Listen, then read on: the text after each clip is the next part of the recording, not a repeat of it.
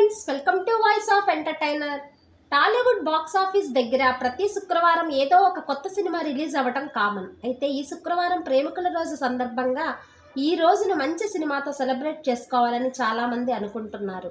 ఇక ఈ శుక్రవారం కూడా బాక్స్ ఆఫీస్ దగ్గర కొన్ని సినిమాలు సందడి చేయనున్నాయి. కానీ అందులో ఎక్కువగా పాత సినిమాలే ఉండటం విశేషం. ఈ శుక్రవారం ఫిబ్రవరి 14న విక్షక్ సేన్ నటించిన లైలా, బ్రహ్మానందం కుమారుడు రాజా గౌతమ్ నటించిన బ్రహ్మ ఆనందం రిలీజ్ కానున్నాయి. ఇక అదే రోజున ఏకంగా 3 పాత సినిమాలు ప్రేక్షకుల ముందు రానున్నాయి. ఇందులో సిద్ధు జొన్నలగడ్డ నటించిన కృష్ణ అండ్ హిజ్ లీలా చిత్రాన్ని ఇట్స్ కాంప్లికేటెడ్ పేరుతో రిలీజ్ చేస్తున్నారు.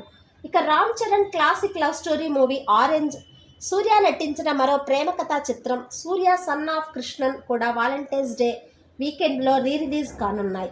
ఇలా వాలంటైన్స్ డే వీకెండ్లో 2 కొత్త సినిమాలు రిలీజ్ కానుండగా 3 పాత సినిమాలు సందడి చేయనున్నాయి. సో ఫ్రెండ్స్, వీడియో నచ్చితే తప్పకుండా లైక్ అండ్ సబ్స్క్రైబ్ చేయడం మర్చిపోకండి. Thank you for watching.